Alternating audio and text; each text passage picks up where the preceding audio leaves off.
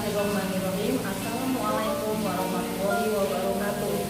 Selamat jumpa kembali anak-anak dengan Ibu masih tetap di pelajaran PPKN kelas 8 semester 2. Sebelum kita mulai materi, marilah kita berdoa sebagai ucapan syukur kita kepada Allah Subhanahu wa taala. Doa dimulai. Berdoa selesai. Apa kabar anak-anakku sekalian? Sekarang kita masuk ke semester 2. Karena masih musim pandemi, maka kita tetap belajarnya jarak jauh. Dan perlu Ibu ingatkan, di tahun 2021 ini ternyata angka penyebaran COVID makin meningkat. Jadi kalian tetap harus menjaga protokol kesehatan. Yang pertama, Ibu ingatkan ya anak-anak, pertama harus menggunakan masker kalau kalian pergi-pergi. Yang kedua, rajin-rajinlah cuci tangan. Yang ketiga, jaga jarak, jangan sampai kalian berkerumun. Nah, sekarang Ibu akan memberikan materi bab 4, yaitu tentang semangat kebangkitan nasional 1908. Ya, tapi sebelumnya Ibu ingin kalian mempunyai semangat yang membara sebagai pemuda. Marilah kita menyanyikan lagu bersama-sama.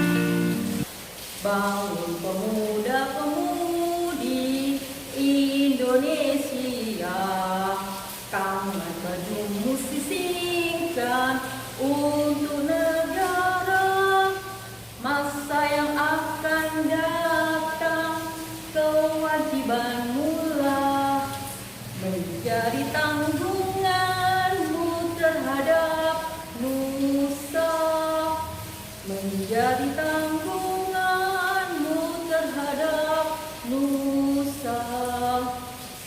Sudi tetap berusaha, jujur dan ikhlas, tak perlu banyak bicara, terus kerja keras.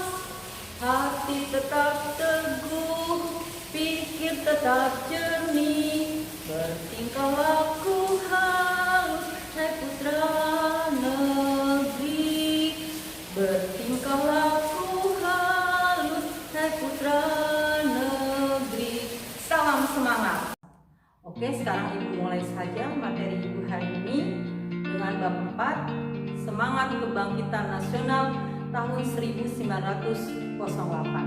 Dan tujuan pembelajaran ini anak-anak agar kalian mengetahui, memahami bagaimana perjuangan para pemuda dulu, para pahlawan kita dulu untuk mempertahankan atau untuk meraih kemerdekaan yang nantinya kalian yang harus mempertahankan kemerdekaan.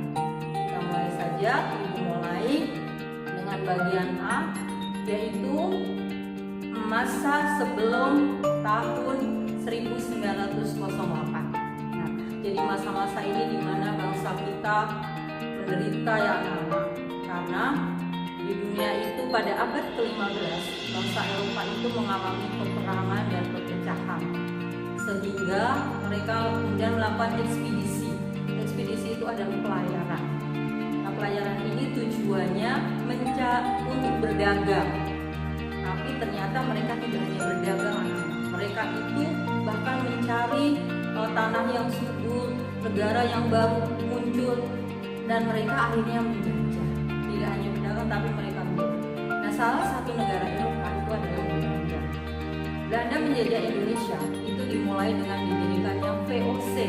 VOC itu adalah usaha dagang Belanda yang didirikan pada tanggal 20 Maret 1602. Nah, VOC ini ternyata berdagangnya itu dia melakukan satu politik yang membuat kita semakin menderita, yaitu politik divide et impera, yaitu memecah belah dan mengadu domba.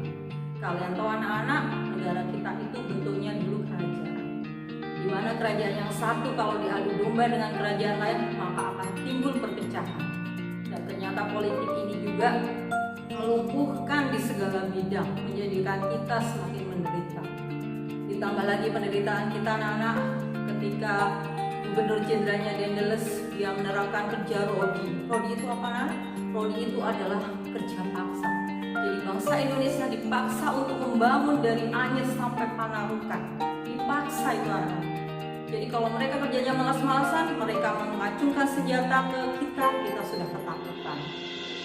Dan badan kita tinggal kulit sama tulang karena mereka memberi makan kita tidak seberapa. Kemudian itu waktu Daedalus, kemudian diterapkan juga sistem tanam paksa atau Kulturstelsel oleh Paderborn. Dia menerapkan Kulturstelsel, menyuruh menanam tanaman yang wajib diharuskan oleh Belanda, dan kita harus menanamnya, dan tanaman itu nanti dikembalikan ke Belanda. Kita tidak mendapat apa-apa, kita hanya harus capeknya saja, kita yang menderita. Itu lebih menderita lagi. Dan kalian tahu anak-anak, semua hasil kekayaan kita kirim ke Belanda. Bahkan itu Belanda menjadi negara yang terkaya di Eropa pada saat itu. Itu ibu emosi anak-anak ketika ibu menjelaskan tentang Belanda, karena Belanda sudah mengambil seluruh kekayaan kita. Tapi itu dahulu. Sekarang kita sudah bekerja sama, kita sudah menjadi satu negara bagian yang mengadakan kerjasama dengan negara-negara lain. Nah, hal ini menimbulkan ini perlawanan dari para kaum ulama dan kaum bangsawan, misalnya seperti Sultan Hasanuddin, kemudian Sultan Agung Tirtayasa, Tuanku Imam Bonjol, Pangeran Diponegoro.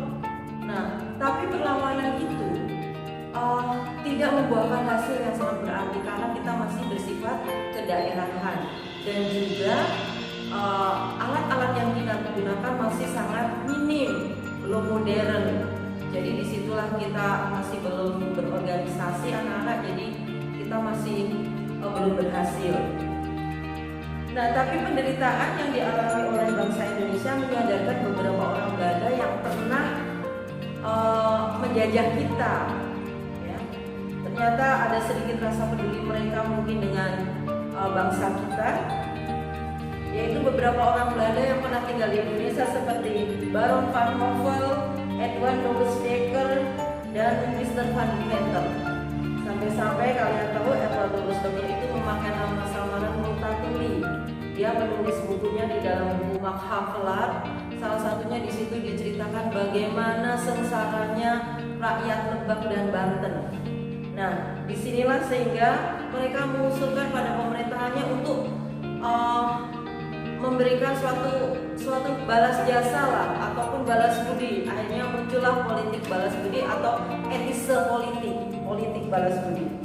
Yaitu politik balas budi terdiri dari 3. Yang pertama edukasi, yang kedua transmigrasi, yang ketiga irigasi.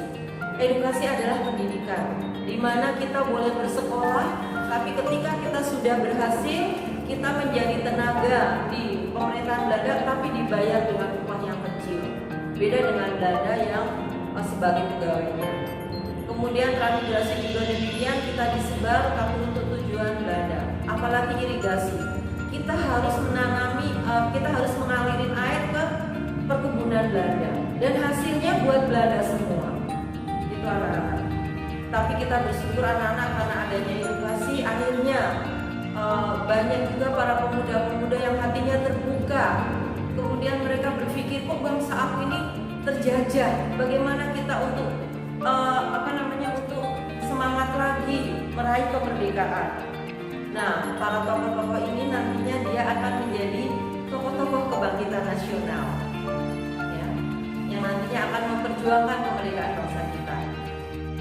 Demikian materi dari Ibu hari ini. Bila ada kalimat atau penjelasan yang kamu kurang mengerti, bisa ditanyakan, dan kalau ada kata-kata Ibu yang kurang berkenan, Ibu mohon maaf.